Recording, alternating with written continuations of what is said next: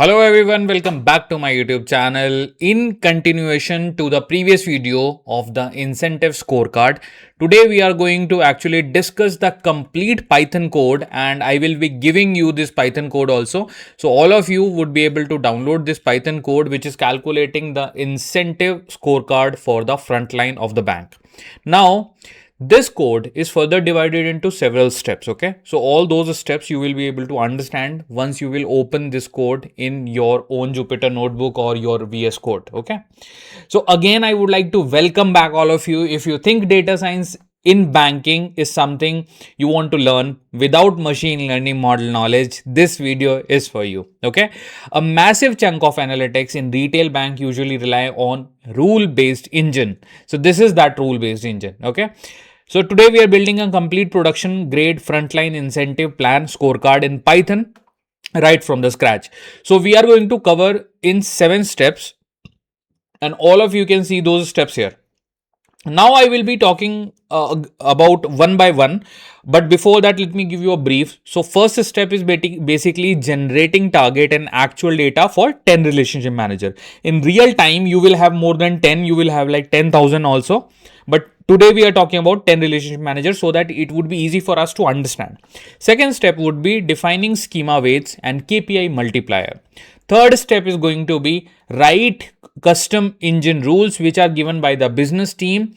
So that is something step number 3. Step number 4 would be running the scorecard calculation pipeline. Step 5, printing the formatted leaderboard report where all the leadership related information will be there for each of the relationship manager. Then in the 6th step, I will build an automated audit and dispute resolution module. And in the final step, that is the 7th step, I will export everything into a dynamic Excel file which you would be able to understand pretty easily. So now let's go back to the Jupyter notebook. So I want all of you to make note of all those steps which I said already. Okay, now let's talk about step number 1. So first of all, you need to import Pandas and NumPy. In this step, what we would be doing, will set up the foundation data. In a bank, this data comes from 2 main systems. Number 1 is target data from your warehouse, then daily transaction from transactional processing database. Okay, so first we define basically 10 relationship manager which you can see on your screen. So you can keep any name. Okay, it's not Indian name or American name. So basically these are the 10 RM. Okay, then we create 2 separate data frame. First data frame is going to be DF target. You can see you have DF target. What is DF target? This contains the quarterly target set by management, like 15,000 US dollar in net sales revenue, 20 insurance policies, because this whole scorecard we are generating for the relationship manager who are working in insurance area. So 20 policy minimum sold and a CSET target of 90. Now that is about DF target. Then we have DF actuals. Now what is DF actuals? It stores the actual performance logged by the relationship manager, including 30 month of persistency, which measures how many customers retain their policy. So finally, we will merge both these data sets. Okay, so we will merge them using pd.merge on RMID, which is the primary key, to create our primary working data set. Okay, you can see this. This is something is done. This is your step number 1. Now let's move to step number 2. So this is step number 2. Now in step number 2, it is pretty much self-explanatory. Step number 2 is where business policy meets our coding language, which is Python. Not every KPI has equal importance for the bank, obviously, which I said in the previous video. Can you notice how we assign 40% weight to NSR? Then revenue is king. That's what the most important thing. NSR is the most important thing. Second, the remaining 60% of split is equally across volume, customer satisfaction, and long-term customer retention. So these KPI are secondary KPI.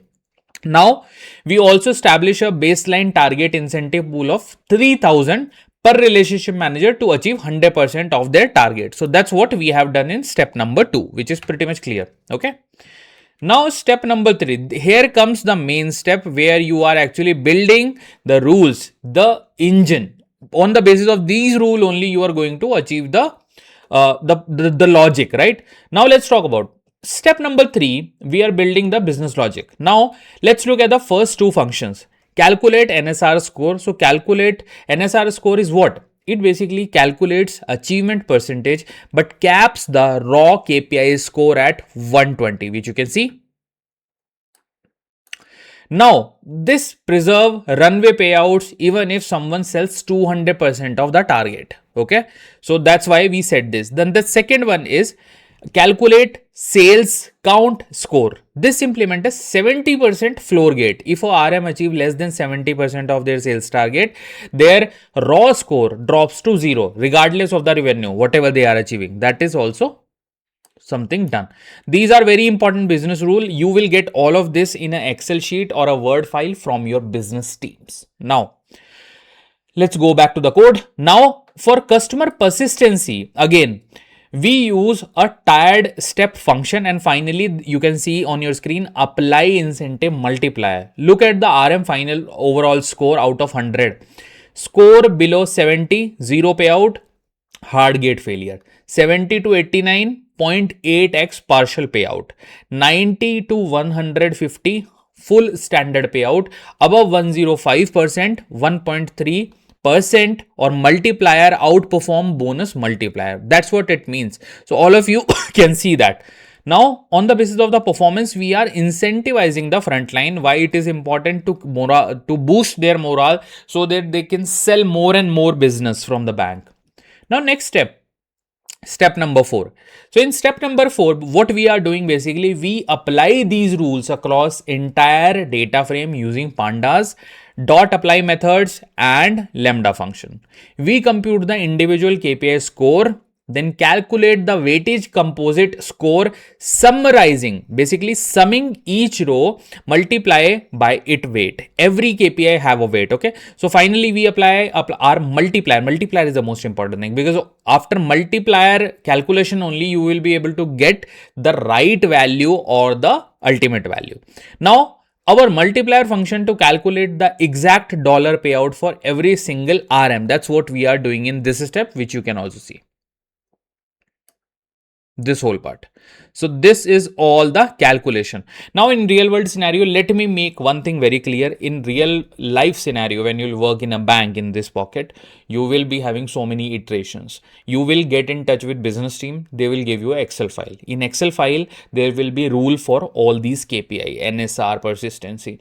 Now for each KPI, there will be separate sheet, for example. So in the separate sheet, you will be having so many mathematical things. So you need to get in touch with your business team, set up multiple call like Scrum call, every other day or daily call, ask your questions, then justify the logic, then start building the code after the sign off from the business team. Okay, that's how this happens in the real life, guys. It's not that easy, obviously, right? But this is a overall complete package what I'm going to give you. You will understand how this works. Now, step number 5. What is step number 5? Leadership output and result.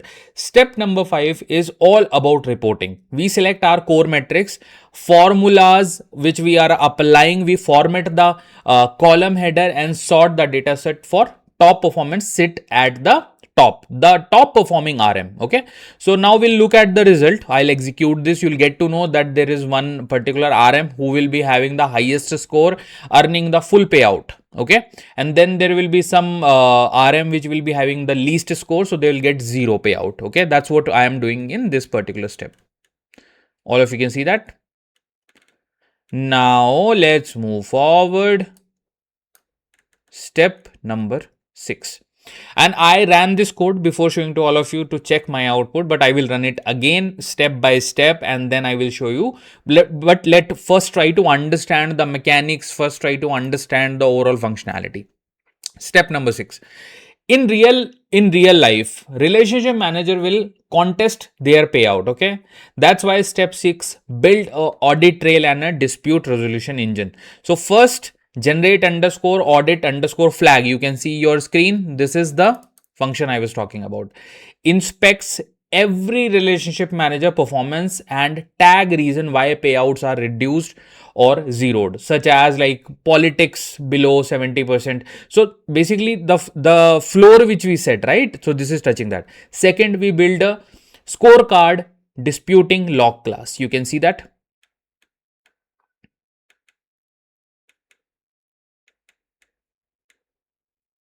Now, why we are doing this? So to set up this lock class during the standard 7-day review window, HR can register formal queries. This tracks ticket ID and claim value, okay, and any dispute reasoning, keeping the entire pipeline transparent and auditable so that it doesn't make any noise in future. That's why we are doing all this in step number 6. Okay. This is a huge step, but don't worry. If you know Python, I know you will be able to easily get this. Now, step number 7. This is perhaps the most important step.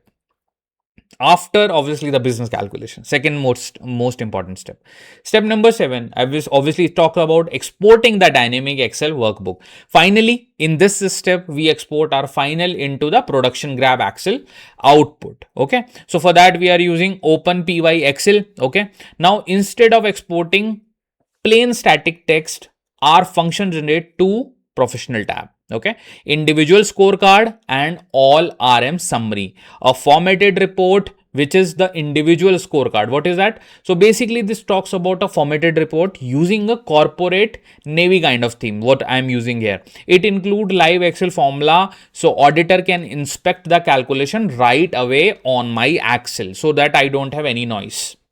Now the second tab, that is all RM summary, a consolidated leadership with auto-filled column with and soft conditional fills of zero payout. One click and your executed deliverable is saved directly to your computer after this step. Now, if you want to see, for example, how the scorecard looks like, so for that I have created another step which is a later easier step and comparatively very easy. I'm just exporting this into my desktop. So basically that's how you build end-to-end auditable frontline scorecard in Python. Okay, now let's run this whole code one by one. This is Jupyter Notebook. All of you should be having Jupyter Notebook. If not, then you can run in the VS Code editor. I'll just click here, shift enter. No error in the cell first. Now let's run the step number 2. No error here also. Third, no error. Step, now you can see the cell. This is on step number 4. So I click here. Step number 4 is perfectly fine. Then let's go to step number 5. By default also it's going to step number 5. Now you can see here I have printed the output. So you can see there are so many relationship managers. How many? We gave 10 only, obviously, right? So it should be 10. It should not be more than 10. Now you can see all these relationship manager, their net sales revenue in this column, how much revenue they generated. And let's come back to important thing. That is final score out of 100. Because we were giving the incentive on the basis of that. You can see who is having the higher score. Okay. So all of you can see that there is the highest score, final score out of 100 is achieved by this RM.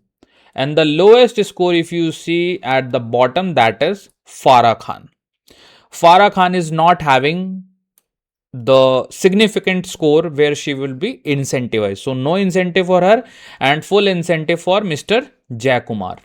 Now after this step, let's create the audit trail. Shift enter. In the audit trail, you can see everything has been created, automated system, audit log, and everything is stored here. Then you can see everything is also printed about the RM and their policy, overall things. Now let's export the Excel. So basically the Excel of the individual would be exported when I click hit on the step number 8, shift enter. So you can see the frontline incentive scorecard for one person only I'm generating because I want to show you one output. For each of them, you can do it by putting their ID here. I'm putting just one ID for one person. Now I'll go to my desktop. Let's go to the desktop. Let me open my desktop. Let's go to desktop. In the desktop, I will make icons big. So you can see this is something has been generated. This is just generated right now. Let's run this, click on it. Yeah. So now you can see this is how a scorecard looks like. Now this scorecard is generated for Farah Khan and this will be sent to Farah Khan. But you can see all the value, NSR, policy sold, service quality, 30 months persistency, everything is part of this. So this is one particular tab in the Excel. Now let's go to all RM summary. So for all RM summary, you can see that every RM have kind of achieved a certain NSR. On the basis of that, they have got the final score considering the other KPIs. Now final score says everything about individual. So the highest performing relationship manager for us is going to be Mr.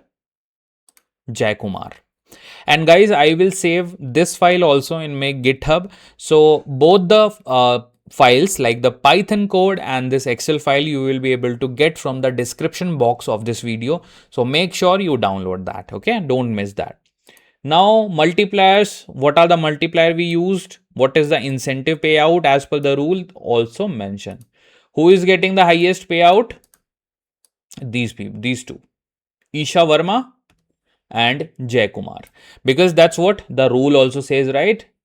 If I minimize this, so for Isha and Jay Kumar, just remember Isha and Jay Kumar, Mr. Isha and Jay Kumar. Let's go to the business rules. So this will justify the whole model. Let's go on the top. Let's go on the top. Yeah.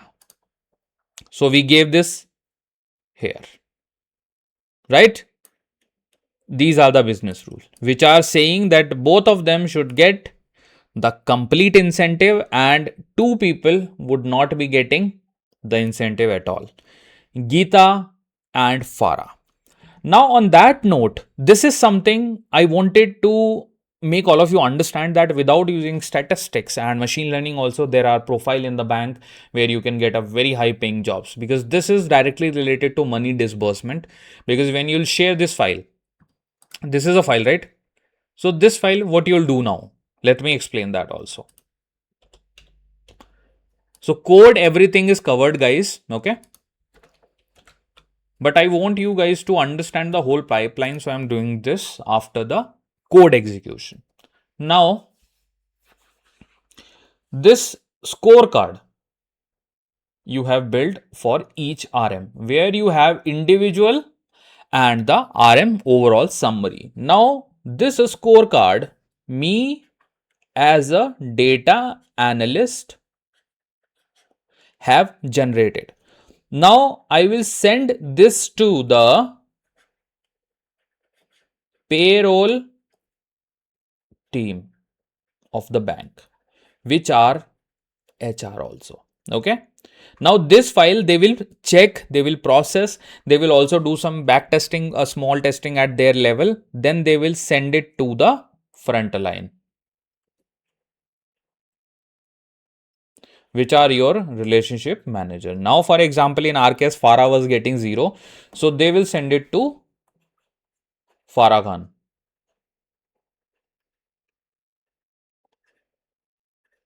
So now Farah will have few days time. Okay. Bank will give them all the RM some time, for example, 7 working days. So if they have any concern that why I got this $0 as my incentive, so they can appeal also. In 7 working days, they have this appeal window. If they don't appeal within this time, then this is the final payout, whatever is they are getting. But Farah will have the time for 7 days, they will be appeal.